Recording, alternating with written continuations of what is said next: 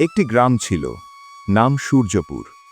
সেখানে মোহন ও সোহেল নামে দুই বন্ধু ছোটবেলা থেকেই একসঙ্গে বড় হয়েছে।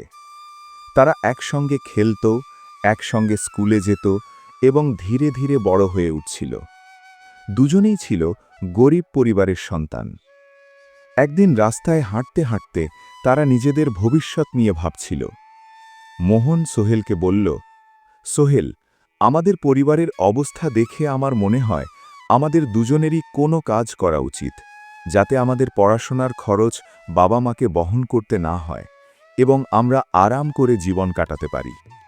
সোহেল বলল, দেখ ভাই, আমাদের এমন জীবন চাই যেখানে শুধু টাকা থাকবে। টাকা সব জায়গায় কথা বলে। টাকা ছাড়া এই দুনিয়ায় কিছুরই মূল্য নেই। ঠিক তখনই তারা দেখে এক ধনী ব্যক্তি গাড়ি থেকে নেমে এক গরিব মানুষকে তার গাড়ি পরিষ্কার করতে বলছে আর নিজে আরামে ফোনে কথা বলছে। গাড়ি পরিষ্কার করার পর গরিব লোকটি হাত জোড় করে টাকা চাইল। সোহেল বলল, দেখ বন্ধু, ওর কাছে টাকা আছে তাই সে আরামে ফোনে কথা বলছে, আর ওই গরিব লোকটা গাড়ি পরিষ্কার করে সালাম দিচ্ছে। তুমি কি এমন জীবন চাও? যদি আমরা কঠোর পরিশ্রম করে টাকা উপার্জন করি তাহলে সারা জীবন শান্তিতে ঘুমাতে পারব এবং সত্যিকারের শান্তি পাব। মোহন বলল, তুমি কোন দুনিয়ায় বাস করছো? কত লোককে দেখাবো যারা সৎভাবে উপার্জন করে কিন্তু একই জায়গায় পড়ে থাকে, আর যারা অবৈধ কাজ করে তাদের জীবন পুরো আলাদা। আমাদের এলাকার যে লোকাল দাদা আছে, আমি তার মতো হতে চাই।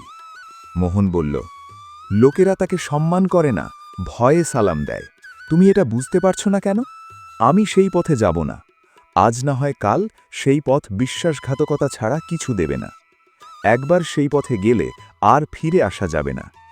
সোহেল বলল, এত আরামের জীবন কে ছাড়তে চায়?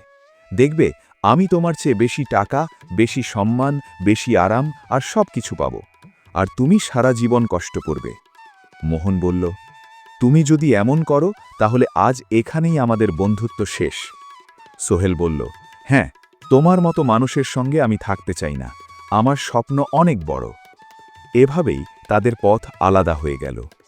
মোহন কঠোর পরিশ্রম করে পড়াশোনা শেষ করল, একটি অফিসে ক্লার্কের চাকরি পেল এবং খুব সাধারণ ও সৎ জীবনযাপন করতে লাগল। অন্যদিকে সোহেল বড় স্বপ্নের পিছনে ছুটতে গিয়ে একের পর এক ভুল করতে লাগল। মাঝপথে স্কুল ছেড়ে দিল। শুরুতে ভিড়ের মধ্যে মহিলাদের গলার চেন ছিনতাই করত, পার্স চুরি করত। ধীরে ধীরে তার সাহস বাড়ল এবং সে নিজের দলের সঙ্গে ডাকাতি শুরু করল। এখন তার কাছে টাকা, বাড়ি, গাড়ি সবই ছিল। একদিন গাড়ি চালিয়ে কোথাও যাওয়ার সময় সে হঠাৎ মোহনকে দেখতে পেল। গাড়ি থামিয়ে চশমা খুলে বলল, এই মোহন, কেমন আছো? মোহন বলল, ভালো আছি, কিন্তু আপনাকে চিনতে পারলাম না। সোহেল হাসতে হাসতে বলল, আমাকে চিনতে পারছো না? তোমার সবচেয়ে কাছের বন্ধুকে ভুলে গেলে? মোহন অবাক হয়ে বলল, সত্যিই তুমি? তুমি এত বদলে গেছো যে চিনতেই পারিনি। সোহেল বলল, এটাই টাকার জাদু। বলেছিলাম না, সত্যের পথে চললে কিছুই পাবে না।